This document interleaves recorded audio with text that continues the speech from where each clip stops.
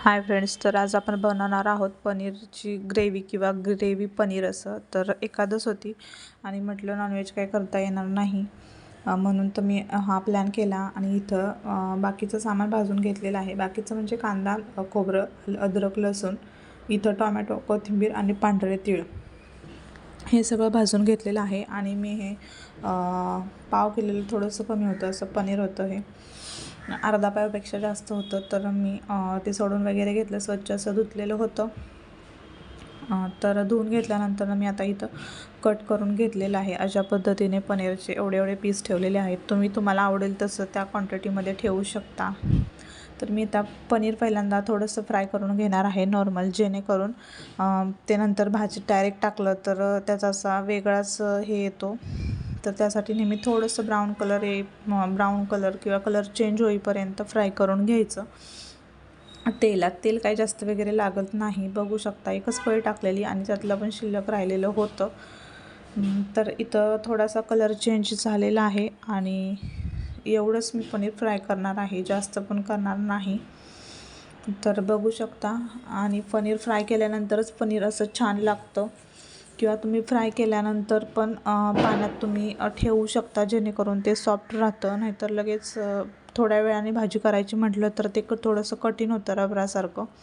तर ही ट्रिक पण आहे, मी लगेच करते, त्यामुळे मी काय पाण्यात ठेवत नाही. कधीतरी जर लेट होणार असेल तर ठेवते पाण्यात. खूप छान असं होतं, नक्की ट्राय करून बघा. तर इथं कलर पनीरचा चेंज झालेला आहे आणि मी इथं भाजी करून घेणार आहे. जे सामान आपण भाजलेलं होतं ते ग्रेव्ही करून त्याची घेतलेली आहे. तर मी इथं कढईत तेल टाकलेलं आहे. बघू शकता 3 पळी तेल टाकलेलं आहे.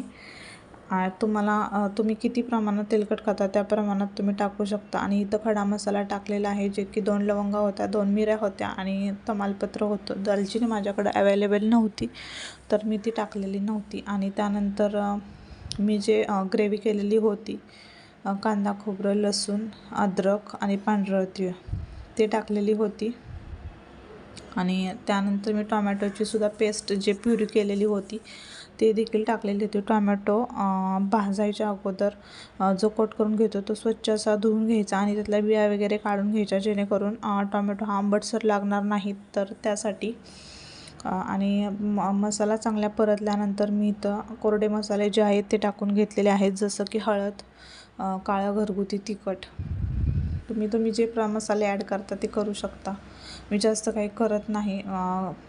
हळद, काळं घरगुती तिखट, मीठ एवढंच केलेलं आहे. आणि पनीरचा मसाला, काही गरम मसाला, धनेपूड, जिरेपूड हे देखील ॲड करतात, पण मी तसलं काही करत नाही. जास्त शक्यतो मसाल्याचं खाणं अवॉइड करते, त्यासाठी मी जास्त काही हे करत नाही. आणि हे मसाले मिक्स केल्यानंतर चांगलं तेल सुटेपर्यंत भाजून घ्यायचं. करपू शकतात, त्यामुळे तुम्ही गॅस स्लो करू शकता.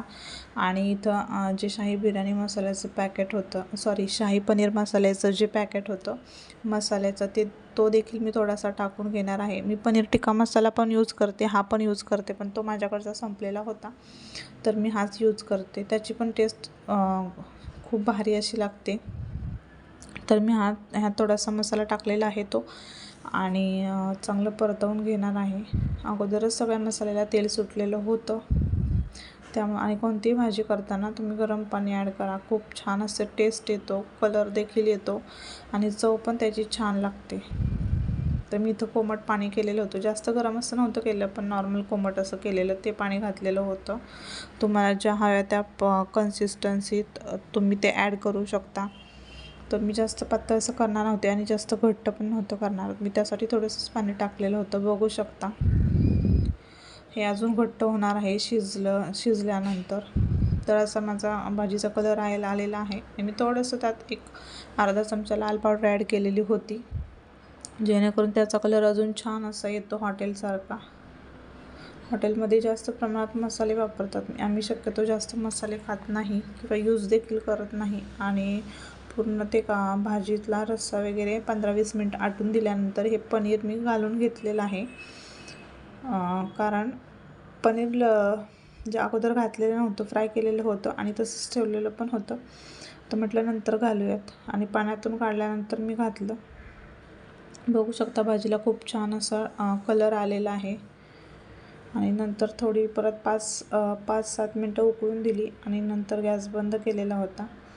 तर इथं आपली भाजी रेडी झालेली आहे. कशी वाटली तुम्ही नक्की सांगा. तुम्ही पण ही रेसिपी नक्की करून बघा. तुम्ही कशा पद्धतीने करता ते पण कमेंट करून सांगा. आणि खूप छान असा कलर आलेला आहे. तर व्हिडिओ शेवटपर्यंत बघितला असेल तर असं चॅनलला सपोर्ट करा. असंच सारं प्रेम द्या, खूप सारे आशीर्वाद द्या. आणि तुम्ही पण ही रेसिपी नक्की ट्राय करून बघा. इथं जे सामान यूज केलेलं होतं ते मी पुढं दिलेलंच आहे. तर व्हिडिओ बघितल्याबद्दल थँक्यू सो मच. भेटूयात पुढच्या व्हिडिओत. तोपर्यंत बाय.